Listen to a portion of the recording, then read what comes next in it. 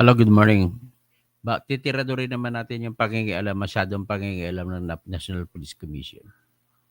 Akalain mo ba, kung ikaw halimbawa nasa gera, may kasama ka mga tauhan, nagkapag-gera kayo, nandun kayo sa gitna ng gera. Ang utos mo bilang commander ka, may option ka, may choice ka kung sino ang paunahin mo, sino ang paatakihin mo, sino ang gagawin mong backup, sino ipadala mo na reconnaissance team para magkaroon ng advance information laban sa tungkol sa mga kaaway at magdireksyon ka sa drone battalion mo na sila maggagather information at mga intelligence forces mo, ikaw mamili ng lahat yan para may ipanalo mo ang away. Kaya ka nga tinawag ng general. Sa police po na operation, hindi rin po nalalayo na ganun. Masyadong nangingialam nitong National Police Commission. At bakit kayo pa mag-appoint? Ang ginawa ninyo, ayaw ninyo mga assignments na ginawa ni General Nicolas Torre III. At siya naman talaga dapat ang may pinaka-best knowledge kung sino ilalagay niyang tao para sa kanyang objective na successful siya sa kanyang pamumuno bilang chief ng Philippine National Police. At bakit kayo isa-substitute nyo ang inyong wisdom kaysa wisdom ni General Torre? Kaya dahil po sa ganon, mali po yung katwiran ninyo na meron kayong kapangyarihan, Mr. Napolcom. Di kaya baka may nag-utos naman sa inyo dyan na nakikialam masyado? Paano na ngayon maaayos yung mga programa ng gobyerno? Sana ang ginawa ninyo, pasikreto lang. Kung meron kayong gustong taong ipasok ng i-appoint, sinikreto nyo lang sinabi kay General Nicolas Torre. Ang trabaho nyo lang ay aprubahan o hindi aprubahan ang kanyang mga reassignments. At kung hindi kayo aprobado sa kanyang mga reassignments, wala kayong karapatan na maglagay ng mga tao kung saan-saan. Grabe itong Napolcom na to. O ipakita natin ngayon itong dahil doon sa ginawa ninyo, 18 mga general ang nagsuporta kay General Torre sa ginagawa niya at kontra sa Napolcom. At ang resolution ng Napolcom na bababuyin ang mga ginawang assignments ni General Torre ay hindi pinirmahan ni General Torre. Ito po, pakinggan nyo. Tingnan nyo.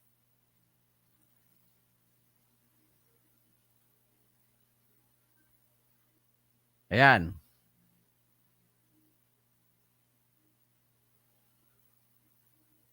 So, yan si General Torre. Yan. So, ngayon, dahil sa ginalaw ninyo, nagpalabas ng statement ang 18 active generals na nagsusuporta kay General Torre. Dahil sa mga reshuffle na ginawa na Napolcom na pinakialaman nilang reshuffling na ginawa ni General Torre.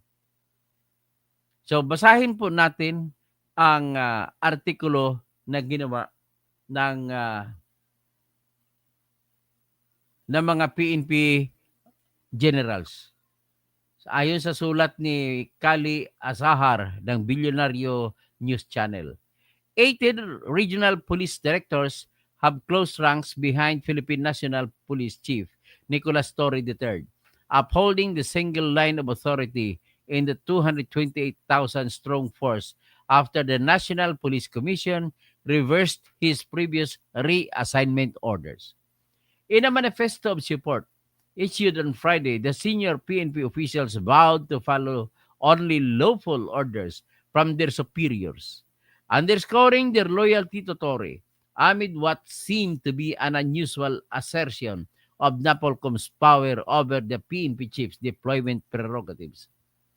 We affirm our commitment to uphold the chain of command, respect the single line of authority, and obey all lawful orders of our superiors in the faithful discharge of our sworn duties and responsibilities as members of the PNP, read a portion of the statement.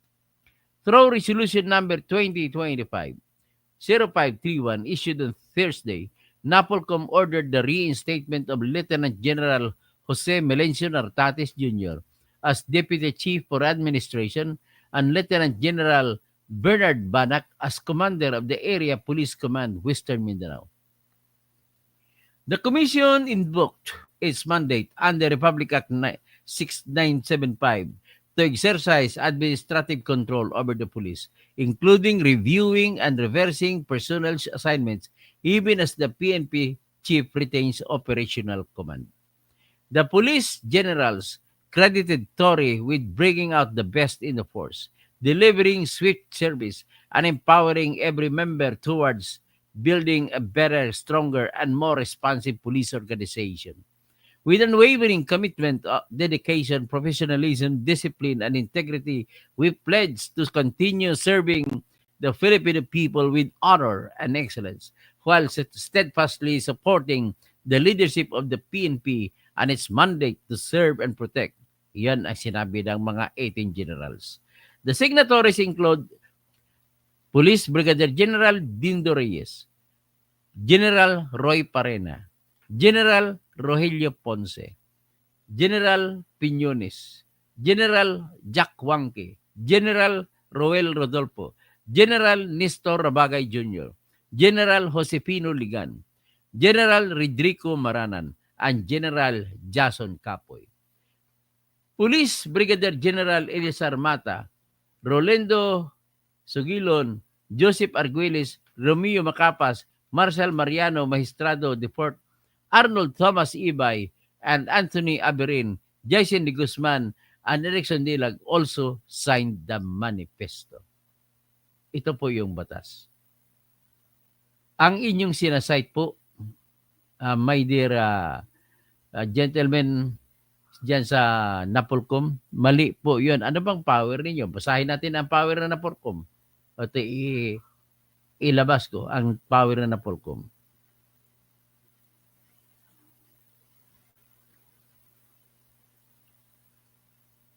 So ito po ang Republic Act 6975. Sa Section 14 nakalagay ang powers and functions of the Commission or National Police Commission. Letter A, exercise administrative control. Ang administrative po ay policy making ka lang. Administrative, gagawa ka ng policy, susundin ng mga pulis, susundin ng PNP chief. Tapos, mag-advise sa president kung anong magagawin sa mga pulis. Tapos, mag-foster ka and develop policies and promulgate rules and regulations, standards and procedures to improve police service. Policy pa rin. Gawa lang kayo ng polisiya, susundin ng PNP.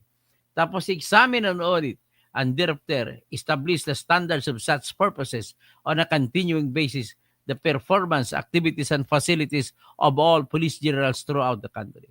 Tapos, prepare a police manual prescribing rules and regulations for efficient organization, administration, and operation, including recruitment, selection, promotion, and retirement. Establish a system of uniform crime reporting.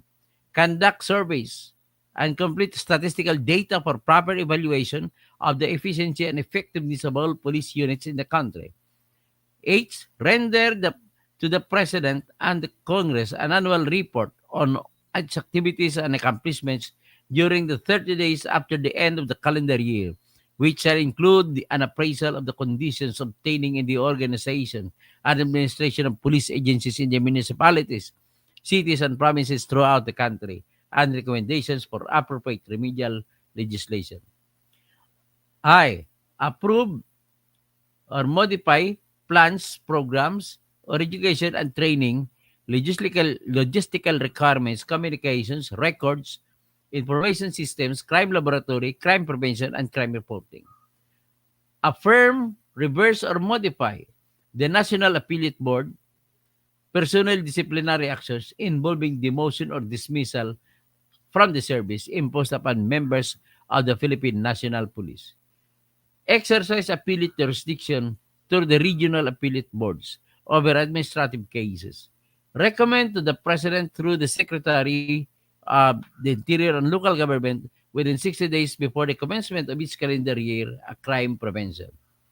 Prescribe minimum standards for arms, equipment, and uniforms And after consultation with the Philippine Heraldry Commission for insignia of ranks, awards, and medals of honors, issue subpoena and subpoena doses tecum in matters pertaining to the discharge of its own powers and duties, and designate who among its personnel can issue such processes and administer oaths in connection therewith.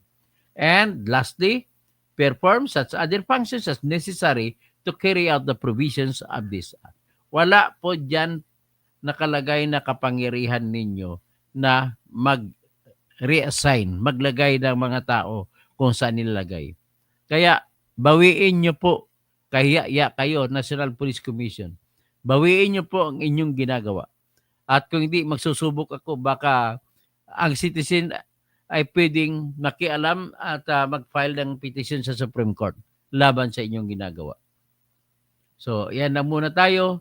At shout out kay Ben Reclamador, Edgar Nacion. Kung paano ito, pakishare-share na lang sa mga team replay. At please naman, huwag kayong mag-skip ng ads. At kung pwede, ay mag-join kayo ng aking membership sa channel ko. At paki-like, subscribe, at yun lamang po makapagbibigay sa akin ng inspirasyon para magpatuloy, magsisiwalat ng dapat malalaman ng bayan para sa pagpalaya ng ating bayan at pagpapaunlad sa ating bayan. Sa larangan man ng katarungan, larangan ng ekonomiya.